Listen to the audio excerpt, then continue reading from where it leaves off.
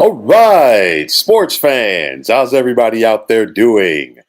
William Martin coming at you one more time here on YouTube with another edition of the 300 Pounds of Sports Knowledge Podcast.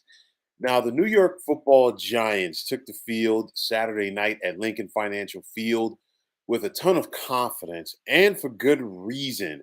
The Giants made the playoffs for the first time since 2016. And last week versus the Minnesota Vikings, they picked up their first postseason win since Super Bowl 46. But all of those good feelings that the Giants took the field with quickly evaporated into the cold Philadelphia night as the Eagles showed Big Blue that they still have plenty of work ahead of them if they're going to be a Super Bowl contender. Now, the Eagles flexed their muscles on the first drive of the game as they marched right down the field for a touchdown, and that was only a harbinger of things to come for the Giants, as by halftime, they found themselves in a 28 to nothing hole. Giants quarterback Daniel Jones had his coming out party the week before against the Minnesota Vikings. But this time around, it was the Jones that the Giants have too often seen as he was flustered all game long by the Eagles defense. Jones finished just 15 of 27 passing for a buck 35 with no touchdowns and a pick, while he was also sacked 5 times. And after Jones looked like Elroy Crazy Legs Hirsch versus the Vikings, the Eagles limited him to just 24 yards on the ground. And as Jones could never get going, the same could be said for running back Saquon Barkley, as he was limited to just 61 yards on 9 carries. Now, on the flip side for the Eagles, quarterback Jalen Hurts got his feet wet 2 weeks ago against these same Giants as he was coming back from the shoulder injury. And he looked much better on Saturday night, but it was all about Philadelphia's running game as they had 268 yards on the ground as New York never had an answer for Kenneth Gainwell or Miles Sanders. Now, defensively, the Giants could not get off the field against the Eagles as Philly was 10 of 14 on third down. And basically, they just did what they wanted. And as a whole, this was a reality check for the Giants. Let's face it. The Eagles are the better team, and they've had New York's number for quite some time now. The Giants are just 6 and 21 versus the Eagles since the start of the 2010 NFL season. And you got to go back to 2013 to find the last time that New York was able to win in Philadelphia.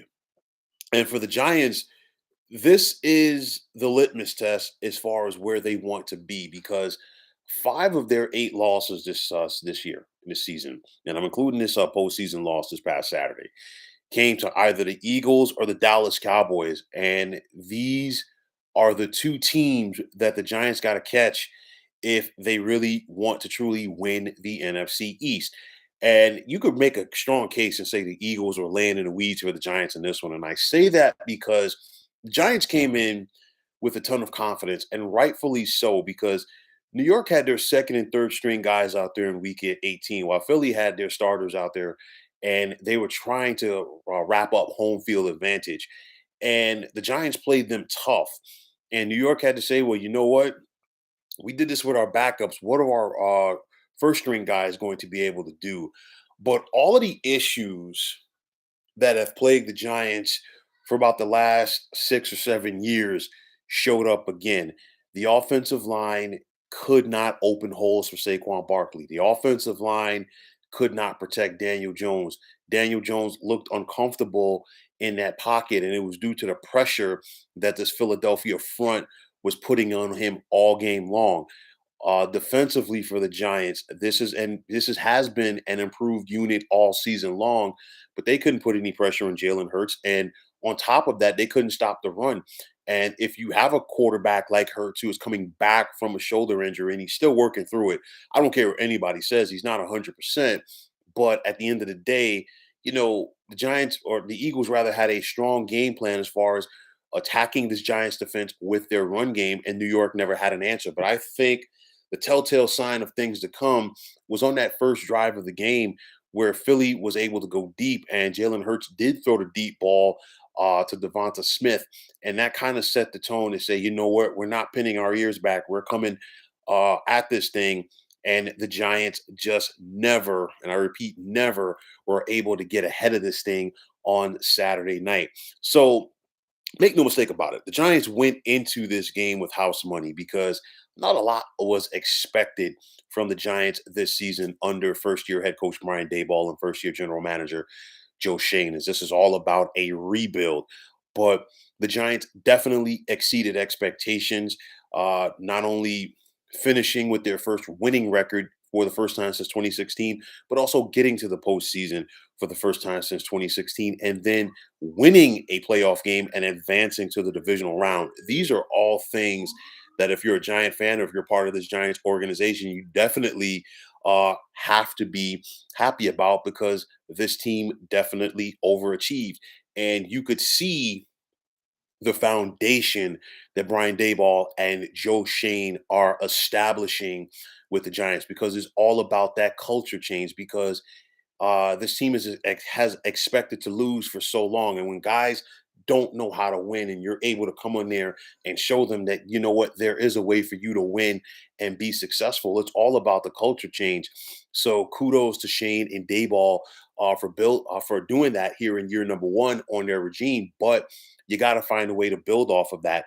And this Giants team heads into the offseason with a ton of question marks. First and foremost, Daniel Jones. Obviously, Daniel Jones was on the last year of his contract.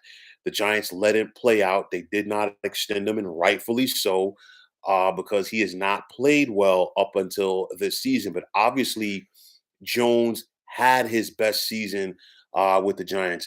He went 9-6-1 as a starter. He completed more than 67% of his passes through 15 touchdowns and 5 interceptions. And most importantly, he was able to stay on the field um, and be an impact player. Now he has the ability to be a free agent. I don't see the Giants letting him walk out the door. Um, it's one of those where obviously the Giants want to re-sign him, but I don't think that they want to, nor should they go out there and break the bank. And I say that because Daniel Jones is not a quarterback that you want to give north of $40 million a year to. We've seen several teams around the NFL that have given quarterbacks that type of money, and it really hamstrings them because I know the rate and I understand the rate of the position pay wise, but if you don't have that guy at that position, a la a Patrick Mahomes, a la a Joe Burrow, you really can't go out there and break the bank for those guys because they don't have the ability to put a team on their back. And Daniel Jones is not in that caliber of quarterback. The jury is still out on him because obviously the Giants still need to go out there and put more talent around him. It's to me, I would think in the 20 to $30 million range, maybe if you're pushing it to like 33 million a year for Jones. But again, you got to be realistic about this. He's not the type of player that can elevate a team by himself. Saquon Barkley, his contract is up as well. More than likely, I think Saquon gets franchised. And I say that because the Giants, it sounds like Saquon and the Giants are not far apart, but they're apart on the money. And I understand the business of it where teams don't want to give long-term big money deals to running backs, and rightfully so, especially with Saquon Barkley's injury history as well. Like Jones, Saquon Barkley was able to stay healthy this season. And with that said, he had his best season in the pros with the Giants. But the other thing that Barkley brings to the table, he's the heart and soul of this Giants team. He is their leader. And those are those intangibles that you really can't account for. And you need that leadership. He was a strong leader this season for the Giants. I do think he'll be back. I really do at some point. whether it's on a deal or a franchise tag. Nonetheless, I do think that Saquon Barkley will be playing for the Giants in 2023. And then finally, there's Dexter Lawrence, another one of those first round picks under former general manager Dave Gettleman. And this is a thing: Dexter Lawrence has gotten a little bit better year by year. And it's also a scenario where, hey, too often people expect those first round picks to come in and be impact players right away. Dexter Lawrence got a little bit better each year and he kept building upon it. And I think he really thrived in the system under current defensive coordinator Wink Martindale.